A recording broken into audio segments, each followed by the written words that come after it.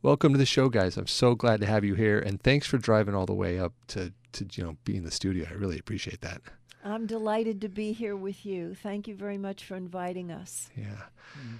Now, I'm sorry. What were you going to say? Something, Charlie? I was going to basically say the same thing. It's good to be here, and I'll take any excuse I can get to come into San Francisco. Amen. Now, you two have been in the talking about your relationship business in public for what?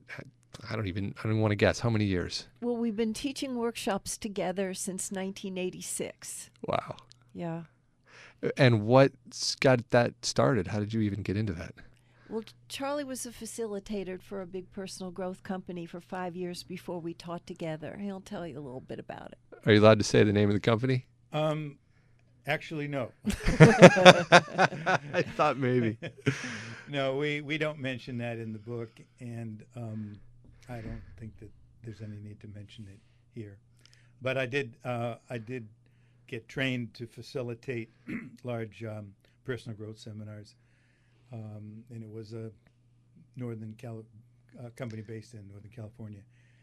And before that, I had been a therapist. We were living in Connecticut, in a very rural community, and had been there for about 6 years before I did this seminar myself in New York, and found that it was very powerful, and I was deeply impressed with it. And well, to make a long story shorter, I applied for a job and I got hired, and spent the first 9 months getting trained to facilitate them, and then spent the next approximately 5 years working for them. And that's really what the book is about. The book is has to do with how our life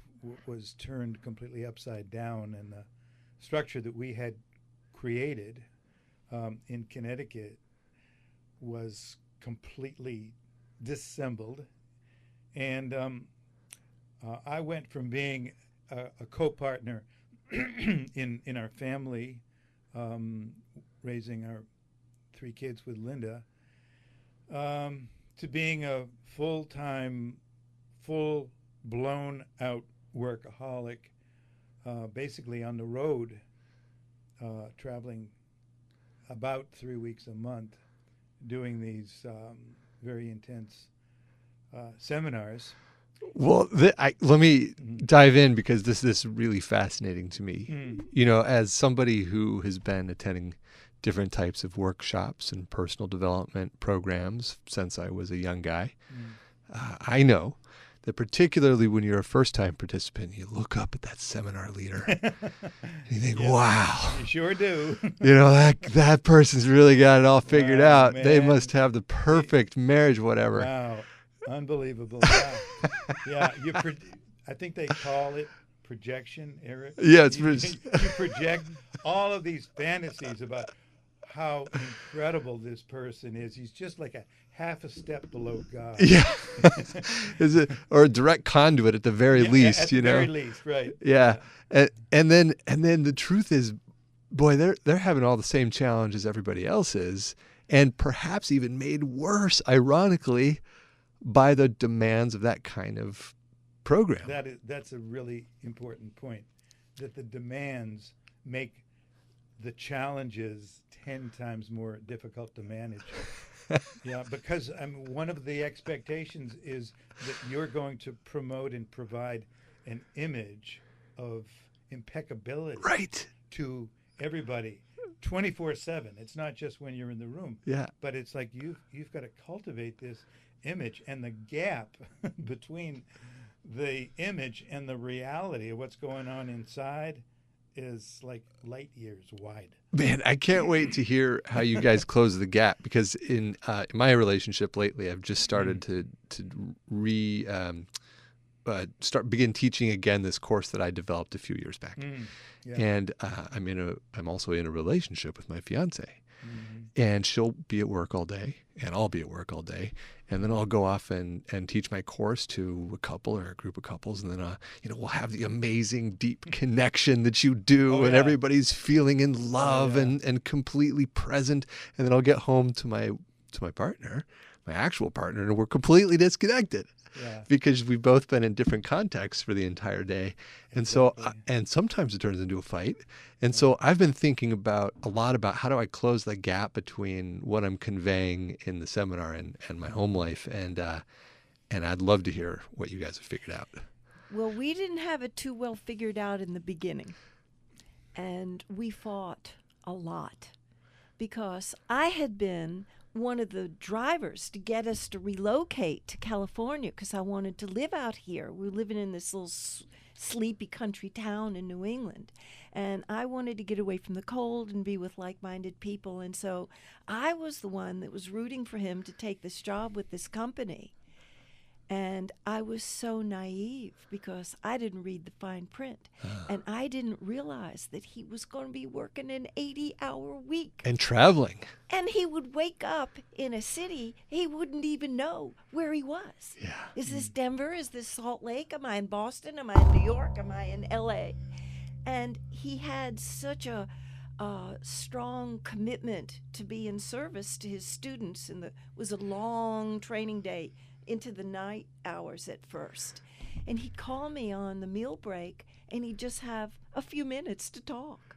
And it was almost worse than nothing at all because I had so many things I had to tell him about the life back home with our 3 little kids, and he was living in a different world. Did it feel to you like he was not only in a different world, but in a world that he somehow felt more alive in? He was definitely more alive. Yeah. He was intoxicated. Mm. Do you know? Oh, yeah. It was the main line in it. And he was in an altered state when he was in the training room, like channeling. He wouldn't know where things were coming from. He didn't even know he knew some of these things. Yeah. And transformative events were happening with people healing from past wounds and seeing their life from a different perspective and, owning their courage to risk. And I'm home taking care of the little kids, talking baby talk, and he's getting really inflated, with all of this life. And then he'd come home after he has his staff serving him hand and foot day and night round the clock. Yeah. He'd say, "What's for lunch?" I'd say, "Take out the garbage." Come back down to earth where the rest of us live. I'd say, "Hey, don't you realize who you're talking to?" Yeah. I'm a seminar leader. That's God. Right. Yeah. People bow down in front of me.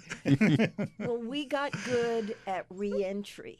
Yeah. Because when he would come home, having been tired from jetting around and really teaching an intensive schedule, and I'd be worn out because I was doing the single parent experience, and we were just dried tinder that could burst into flames. Oh, yeah. Yeah. And so we had a lot of fights as soon as he would come home, and we saw the pattern there, and I had to get myself ready to receive him. He had to get himself ready to re-enter the family because he's a pretty extreme introvert. And he was with people all the time around the clock. And he would come home and want to go behind a closed door in his study. And I'm waiting for human contact. I'd feel, what am I, chopped liver? I don't feel very valued or loved or important. And then I would explode because I would be so pent up. What a puzzle. What a puzzle. It was a setup. Yeah. The whole thing was a setup. A lot of those seminar leaders don't make it through their marriage. The majority of the other trainers in the department got divorced at least once. Some of them more than once. Yeah. And it's really a setup, and it's not a good environment if you're going to live a balanced life and integrate your family into it in a healthy way. It's so ironic too. I mean, that's just the know. thing that keeps hitting me over the head. It's just the irony. You're training people how to be better in relationships fundamentally. Exactly. Yeah. And the other thing, like you said earlier, Eric, is that the whole time you're doing this, and you're standing in front of the room and you're proselytizing and doing your thing as a leader. There's this voice in the back of your head saying, hypocrite, liar, phony, fraud, because it's so easy, like you pointed out, to say the right thing and to do the right thing when you don't have a lot at stake personally in the relationship. I mean, these are people in your life and you're there to provide something for them, but if they don't get it, or however they respond, that at the end of the day, or in this case at the end of the week, you're going to go your separate ways. But in a committed partnership, it's a whole different story. Yeah, and it's a different function. I mean, the thing that keeps coming up for me as you're talking about this is that both of these realities were true. Yeah. The function of course leader, guru, seminar leader, spiritual leader, whatever, isn't ever the entire truth, but it serves a really important purpose culturally and for the human experience. I mean, we do need those breakthrough moments, and they have to be often facilitated by a third party. Yep. But then also, that human being is not Godhead.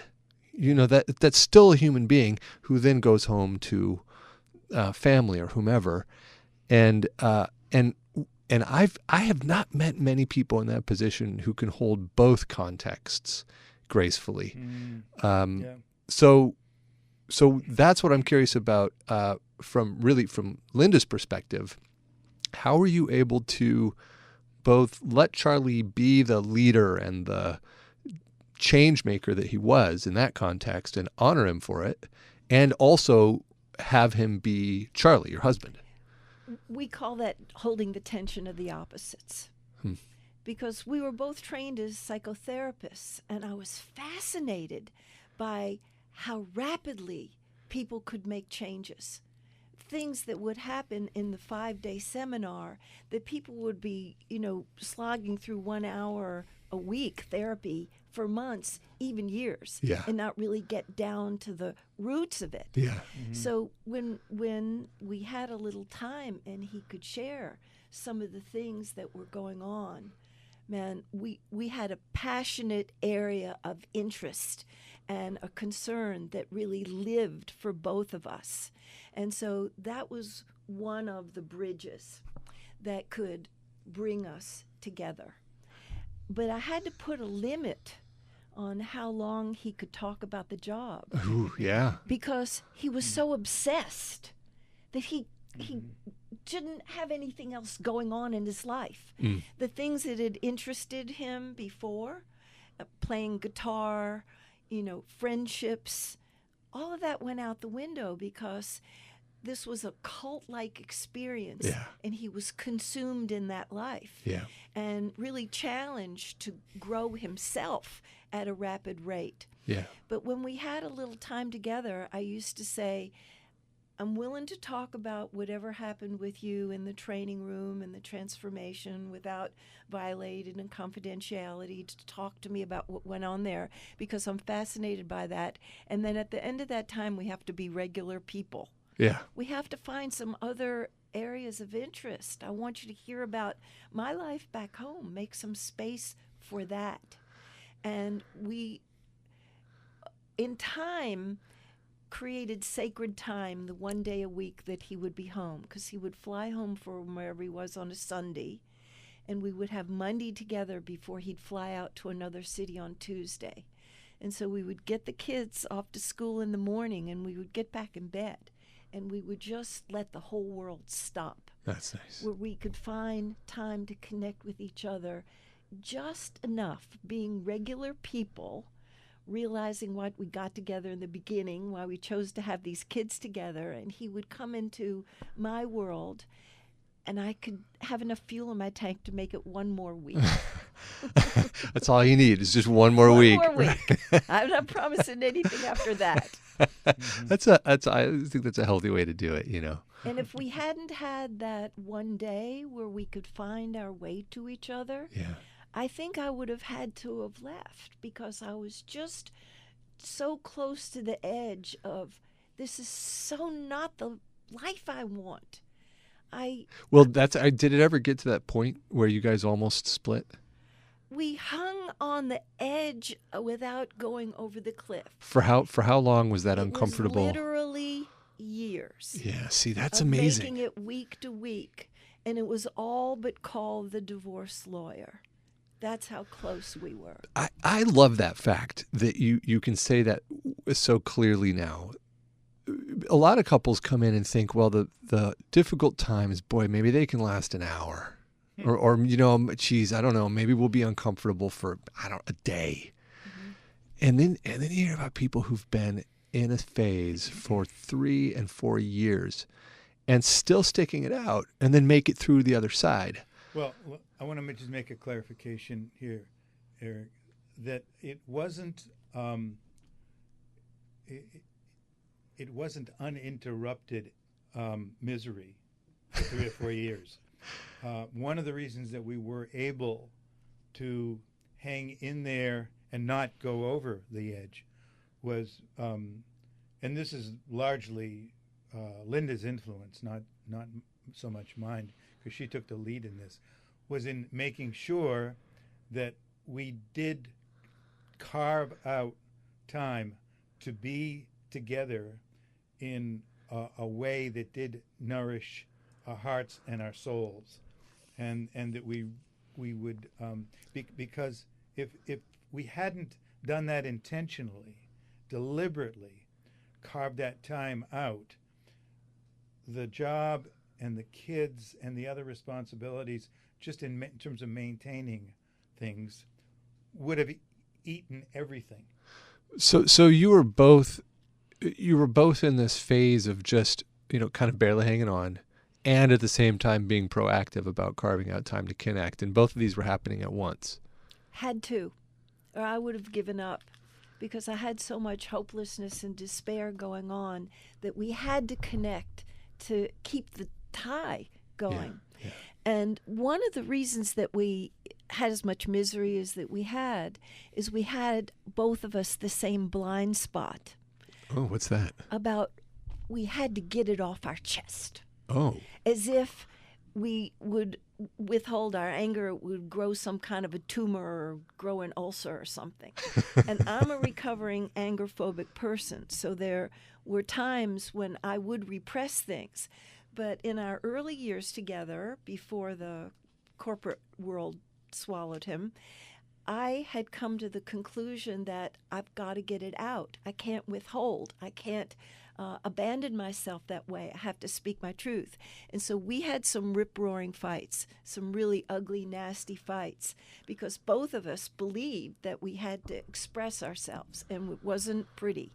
There was some threats and ultimatums and manipulative guilt tripping and character assassination and some really awful things. Well, the standard stuff. And exactly. I was just going to say it's a standard stuff. Yeah, right. So, okay, let's unpack that because it sounds really important. So, you had the idea that you needed to speak your quote-unquote truth whenever one of those moments was present. And Charlie, did you had the same idea? Yeah, and our versions of the truth, our idea of what the truth was, turned out to be more like our judgments, our negative assessments of each other, our criticisms, our blame. Your fear. All, well, actually, no, not so much. It was all driven by the fear that was underneath it, which we weren't expressing. But it was coming out as anger. We weren't getting vulnerable enough to express the fear. So instead, we were just dumping all of these judgments and anger and criticism and blame on each other, and that was really that was probably one of the worst things we could have done. I mean, it's like pouring gasoline on but it's such a classic trap, it's classic. It's just so classic. Right. Okay. So, all right, so you both had this idea, and at the same time, Linda, you said angerphobic? I was angerphobic before we moved to the West Coast, and I had recovered so that I found my voice and I found some power to be able to express myself. So I had not just my own anger for the situation. I had stuff that I hadn't been able to say in my growing up in my childhood that wasn't safe. I think I brought my mother's and my grandmother's going back to the old country. I mean, I had a lot of rage in me. I didn't even recognize that there was so much fear and pain underneath to be able to speak about that. For a long time, it just kept coming out in anger and threats and judgments, and you're ruining this family, and what did you even get married for, and what did you even have children for? You don't seem to really want to do this life. You just want to be the professional and have all this adulation from your students. And I was accusing him and, putting him down and making him really bad and wrong. And that made the difficult situation so much more difficult, because then we have to recover from these nasty fights. Yeah. And sometimes that would take days. Yeah, yeah. And if you, there was, not only were you falling off the cliff of having been adored by your audience, but you were also in the midst of these fights probably thinking, wait a minute, this must mean that there's something wrong with me, which means I won't be able to teach, which is the thing that gives me purpose in life and makes me feel good. So it made it even, I would imagine that even more fuel to the... Yeah, I would often think that, and then I would think the opposite, which is there's something wrong with her, there's something wrong with this marriage. It shouldn't be this way.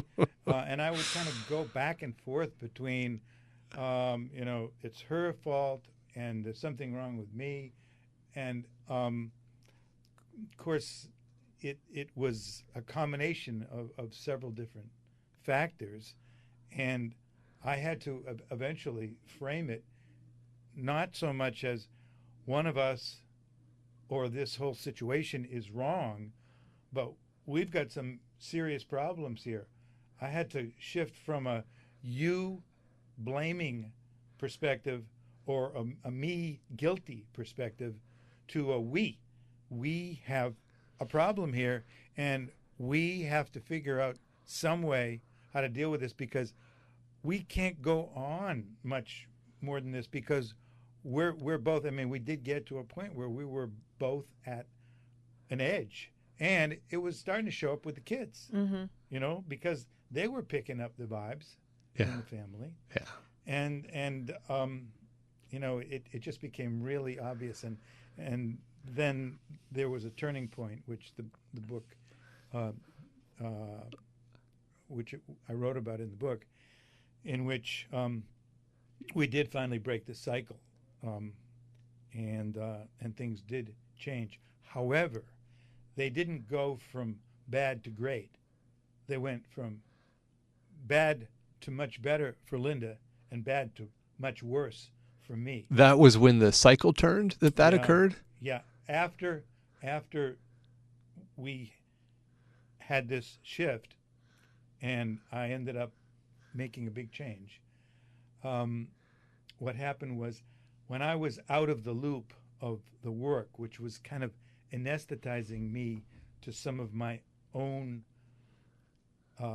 fear and pain, it was like pumping me up. Yeah. But it was a false sense of superiority. Yeah, right. And what happened was, when I made that change, it's like somebody pulled the plug. Yeah. And I went from hero to zero in my own eyes. Oh, that must have been so painful. Yeah. Well, but wait, let's back up. So the Okay. shift was that you quit? Yeah. Oh, all right. So who wants to tell me that story?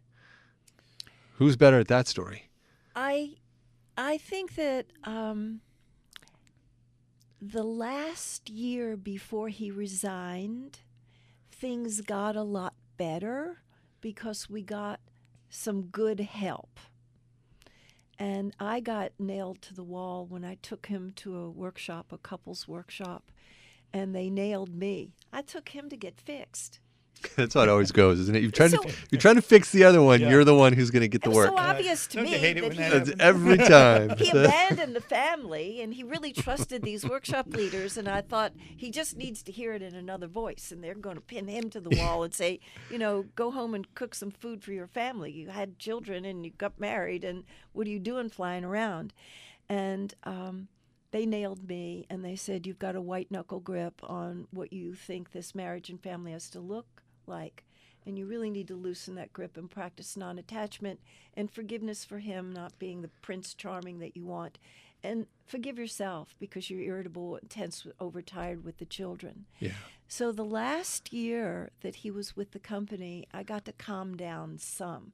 I still wanted him to quit, but I didn't assassinate his character or threaten him or do anything like that. I had a little bit more tenderness and a little bit more vulnerability, and I could say, I'm so scared that we might not make it. Yeah. I'm so scared. And I could tell him, I'm so scared that there's a culture in the company that makes affairs on the road all right. And, our relationship isn't strong enough to take a blow like that. And I'm scared that you broke this agreement with me about mutually supporting each other's career development and bringing the children up together, that it leaves me frightened. That was a holy vow that we took that you broke. It leaves me distrustful of you, and I'm afraid that you would break a fidelity vow too.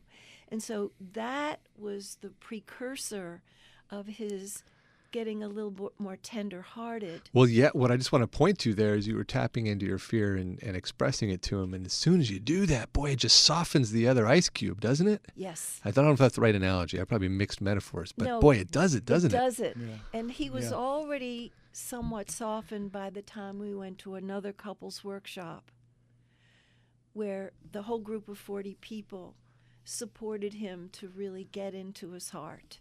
And he should really tell you that part because it was a transformative, permanent change in his life. And Charlie, this was still before you left the company? Yeah, well, it's just at the point at which I made the decision.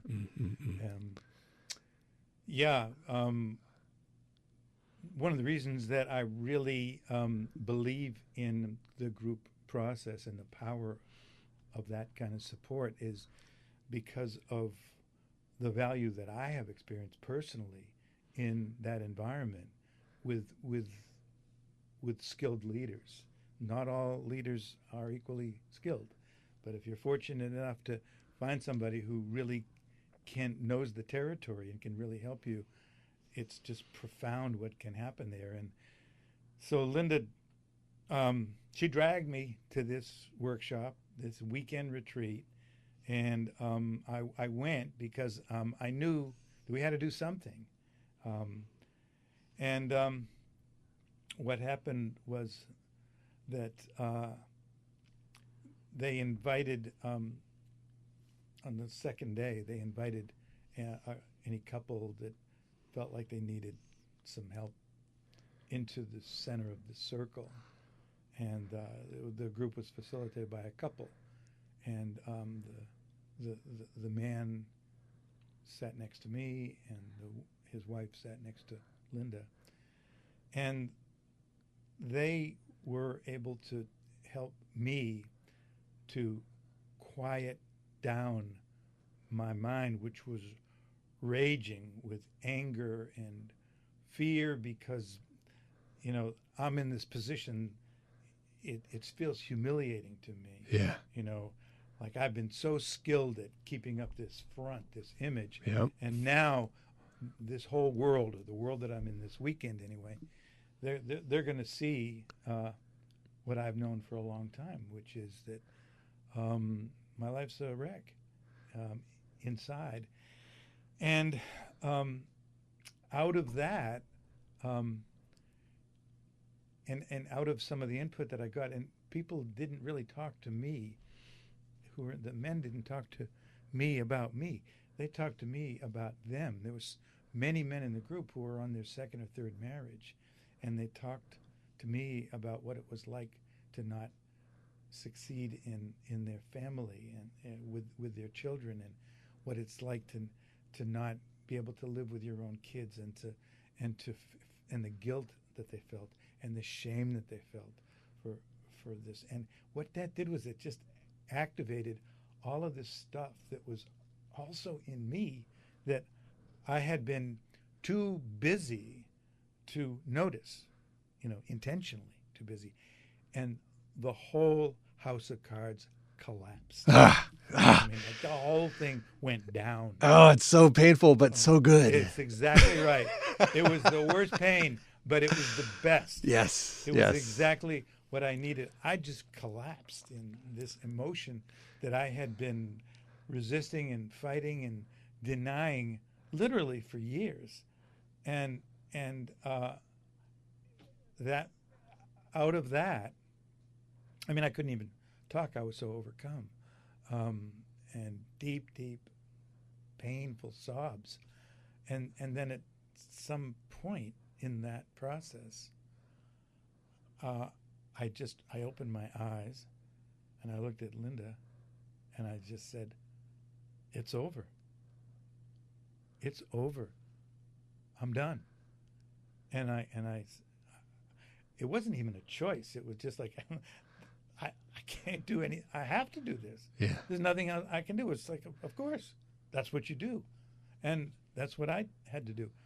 And the next day I turned in my resignation and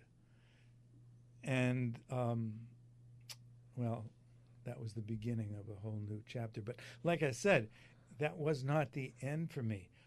I went into a pretty painful period of grief and depression. Right. Okay. So now we're set the stage. The stage is set for the next phase of the story.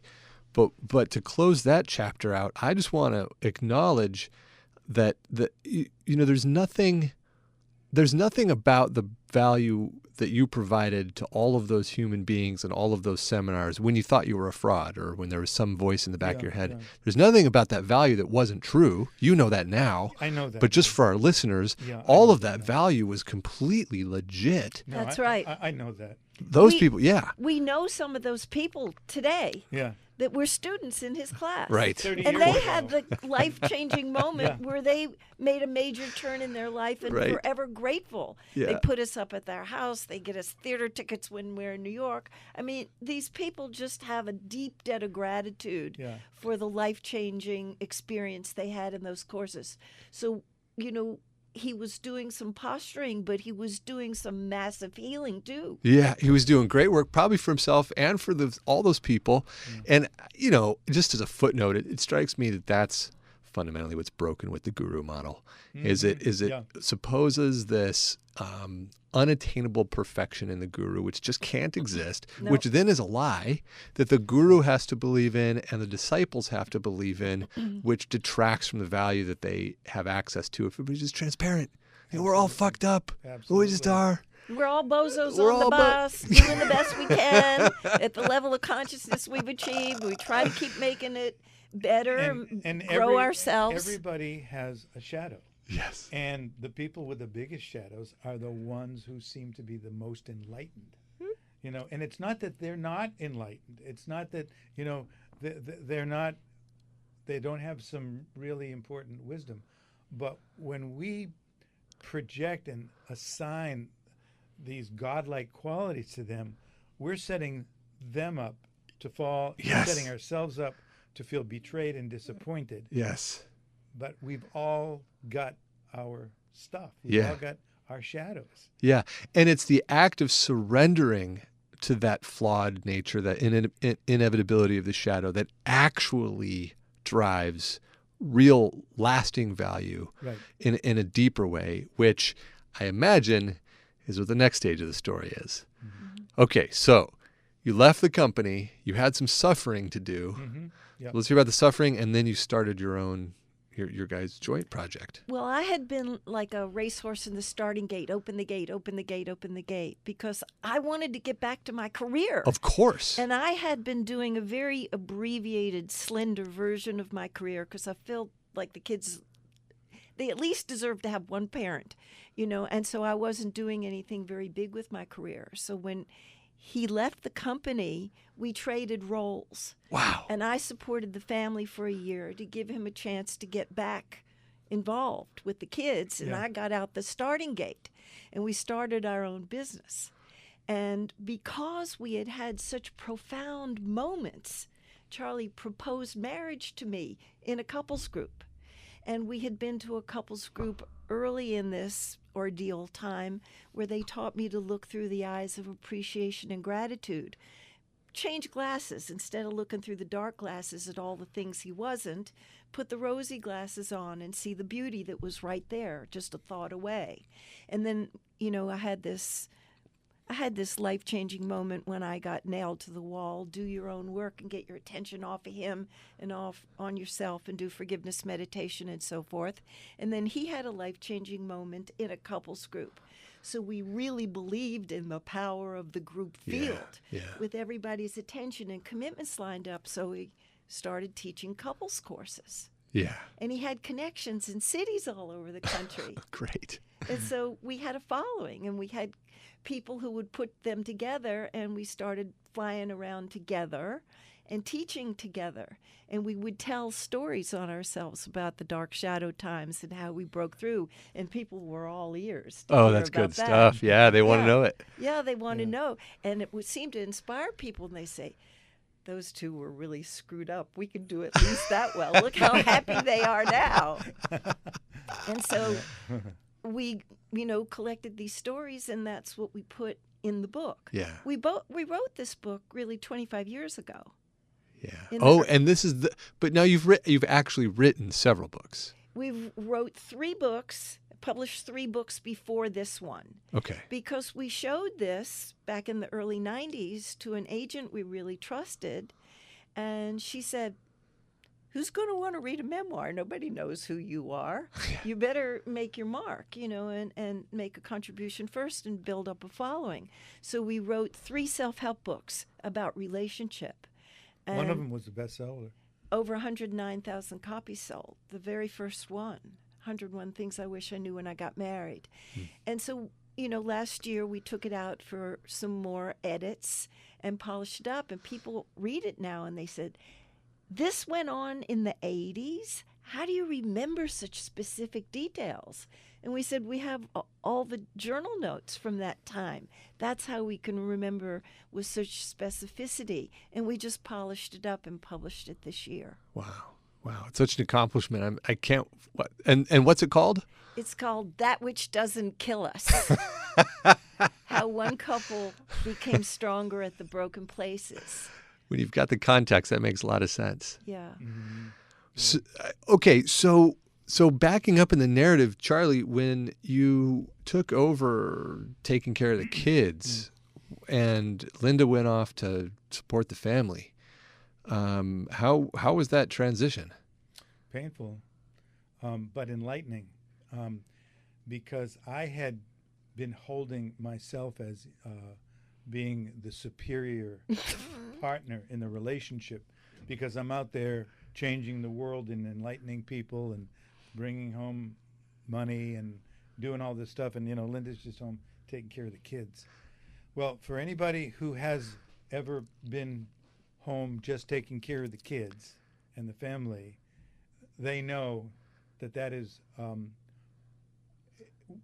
incredibly challenging and important job, certainly no less important and challenging than the job that I had. And I was humbled. I was humbled by my realization that what I had been, the way I've been holding Linda in terms of having the easier job, the less important one. I mean, I had no idea what that was like. She had no idea what it was like to carry support the family, the financial responsibility for the family. That was a really awakening moment for me, to feel the mantle of responsibility that comes with feeding 5 people. I want to tell an important detail of the story. When we decided to change roles and Charlie thought he was going to stay home with the kids, he said he's going to play guitar, he's going to play tennis every day, he's going to train for a marathon. I didn't say a word. I just said, needless to say, none of those things happened. He'll figure it out. Yeah, I figured it out fast. That's so great. I love how you guys switched, but then you came back together. So right. We came back together, and we were teaching together. That was challenging too, because I had all this experience facilitating workshops. I had gotten some really good training. I was pretty good at what I did. Linda recovering shy person that she is, was so nervous when we first started teaching together, and so shaky that she had to bring extra set of clothes with her, because she was expecting to throw up and just completely lose it. And I was still thinking, well, at least here is one area where I do know the territory better than she does, and I did. But what I didn't know was how to work with somebody who, we're teaching courses for couples that require people to be on an even playing field, to be treating each other with equal respect, and Because the having medium is the message. equal authority and power. So I didn't have the luxury of being able to just kind of assert my power whenever I wanted to, and push her into the background, because we are being forced to walk the talk here in front of these people. We can't just talk about this stuff. We've got to embody it here. And that was tricky for me.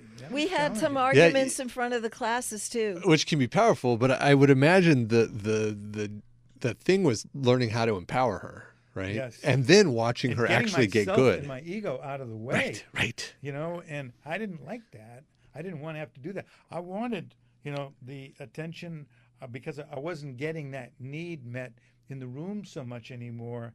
And it was like an addiction.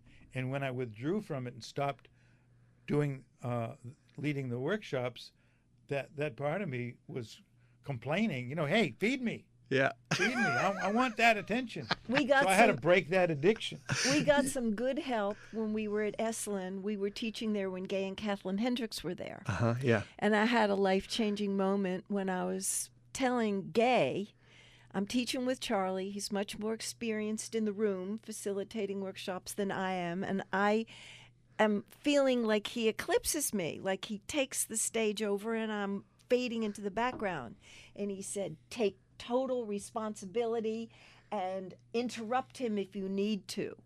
That is powerful to do. And I did.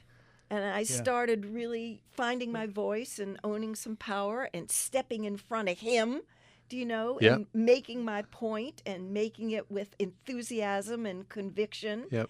And it was many months, but we did learn how to do this. Where he comes forward and I fade back, and then he'd let me come forward and I would fade back. And I got to the place where I felt like I am a model and a mentor for the women to own their leadership and their assertiveness when they know what the relationship really needs, to empower themselves to speak that truth and invite the man to come to them. I love and that. Join them. Now, did you ever, Linda, get addicted to that guru stage-ism? I don't think so. I don't think that was my downfall. My downfall was that in addition to facilitating the courses, I was enrolling them. So I had a phone growing out of my ear from morning till night. And you were doing sales. Before email. Yeah. And sales. And I'm a recovering shy person, but I was making cold calls. Your friend Joan was in the last class we did, and she said maybe you would be interested in coming to the next one. And we were in a very competitive market. If I had ever known how uphill it was going to be teaching workshops in the San Francisco Bay Area, yeah, right. This This is a hotbed. central of the world, Right. I would have been totally intimidated to do it. It's a good thing I didn't know. Yeah. And I just committed myself because I never, ever wanted either one of us to work for somebody else. Yeah. We had to have our own control to be able to make our own schedule and not build somebody else's dream. Well, you know what I want to know for my own personal edification is when you break the addiction to that electric feeling that, because when you're in front of a room and you really are in that flow, in that rhythm where it's just syncing up, and boy, people are having their insights and the breakthroughs, and it's not about, the truth is it's not about you. And the truth is your ego wants to own it because that's what egos do. But it's not about you.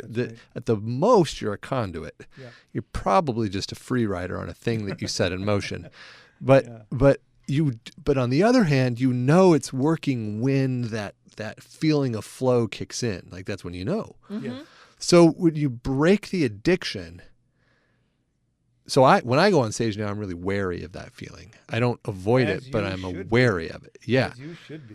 How do you do both? How do you lead and know it's going and working and yet not be addicted to it?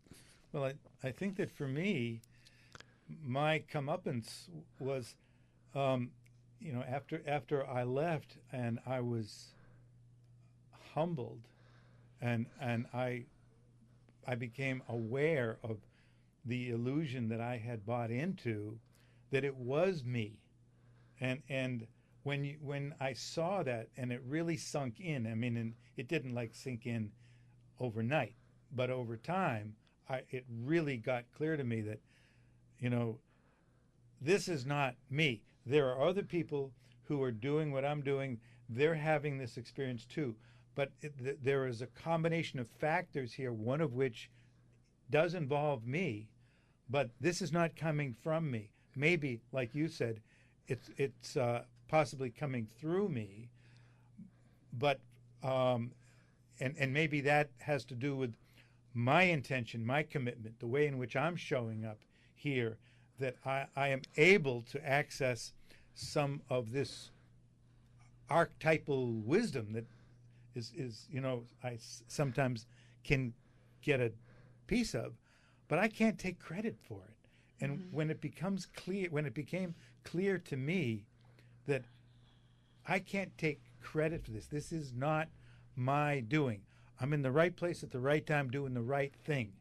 But I know from my experience that if all these conditions aren't in place, and if I don't have this group of people that is reinforcing my self-image, then it ain't going to happen.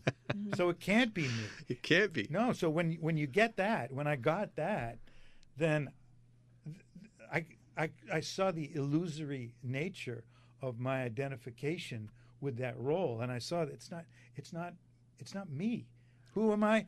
I'm the same guy that I was when I did that first training, as a student. I'm the person that I used to be. And one of the other ways I knew that is because after I left, this personality transformation that Linda described that I went through, it was real. I mean, I really did become a very different person with different values. Right. But when I was out of that environment, I went right back to being the person that I had been before. More relaxed. No more workaholism. Yeah, not driven, not overly ambitious. I had some ambition, but, not excessive. I went right back to being that person. And so it's like the evidence was so compelling. I knew that I knew better than to identify with that image. Well, what I love is that left to your own devices, each of you would have been incomplete in a kind of a way. Absolutely. And that it was only actually by first flipping roles and then coming together to work synced up in that with the programs that you were leading, that you both really came into your own. That's right. And it depended on the relationship with the other. We've learned Totally. from each other's Completely. strengths, which is one of the cornerstones of what we teach, to be enriched by the differences, to be bringing curiosity and wonder to how is that other person and their signature strengths, because we believe that opposites attract. We speak of it as complements attract. Some very deep, wise, knowing part of us attracts us to that person. We wouldn't be attracted to somebody who was just like us. So a person who has diminished self-esteem, would be attracted to somebody with inflated self-esteem. Yeah. And I needed to learn from Charlie to really own up to how much strength and wisdom I actually had. He had to be more careful about inflation than I did. I had to get up to owning that I had a lot of gifts to bring. My tenderness, my vulnerability, my willingness to speak Your- about my your fear and commitment. insecurity, Your commitment. and my I mean, commitment she's the most committed person I've ever seen in my was life. part of what he was attracted to in me, because there weren't strengths of his in the past. He's a champ in those areas now because he's taken influence from me That's right. and my signature strengths. So this exchange is such a good deal for people to make. It's Yeah. such a good arrangement if they really take it on. That the reason we're together is because we're here to be, in a sense, a holy guru to each other, to teach each other from our strengths. That's the thing, right? We really are one another's holy guru. Yes. Yeah. And the student-teacher phenomenon is really powerful when you can sit at the feet of your holy teacher and say, teach me about your strengths. And then I get up, and then I get to be the holy teacher and the wise one, and he can sit at my feet and say, teach me from your strengths. It's just got to go both ways, or it gets a little weird. It That's has right. to be reciprocal. That's right. It's got to be reciprocal. Gotta be Nobody can mutual. have the high ground with the other person being the lowly one. Unless you're into that sort of thing. In which case, Oh, you can, you yeah, that's right. You can, but you're not. You don't gonna- hit the highest realms that Yeah. are You're gonna possible and miss have out a on some good co-creative stuff. partnership unless you have level playing field. Yeah. Yeah. Well, yeah, this is delightful, and I know you guys are got to get rolling. So, last question: what's the biggest challenge you're facing at this stage of your relationship? Well, you know, there's one of my favorite sayings. I think it comes from George Bernard Shaw, is that there's only two great tragedies in life, and one is to not get what you truly desire, and the other one is to get what you truly desire. And in some ways, you know, we have attained not only what we had always hoped for. I must speak for myself, but what I've experienced in this whole drama over the last 35, 40 years is that I've gotten more than I ever imagined I could in terms of the quality and depth of my life, and the full level of fulfillment, the degree to which I can connect to people I love. I mean, it's like, whoa, you know, this is amazing. And now the challenge is, so how do I express my gratitude and appreciation for this incredible gift that's been given to me? And that's sort of a question that I keep living in every day, and every day I keep finding new and more creative ways to honor that gift. So that's my biggest challenge these days. And is it coming through? Yeah, my challenge is different from his because he's so content and he's so satisfied, and I've been a late bloomer in my life, so I feel like I have so much more that I want to do, and I love playing with him. Yeah. Do you know? And I feel like I have a few more books in me, and he's only committed to completing one more with me. One more. At least that's another. You got one more out of him. At least one more, and we have a holy vows about At that least, one. yeah. And if my fire in the belly is still there after we do the conflict one, then I may have to just find some other people to collaborate with. And Well, we'll buy see. some We'll see editing. where I am, but We'll see. I'm not committing to anything beyond this next one. And I am willing to step out on my own because I feel like I have a lot that I want to say and I want to make a big contribution before I'm forced out of my body. And as long as I have my marbles, I'm going to keep on writing. And if he won't play with me, I will find some other people to play with. But he's my favorite playmate.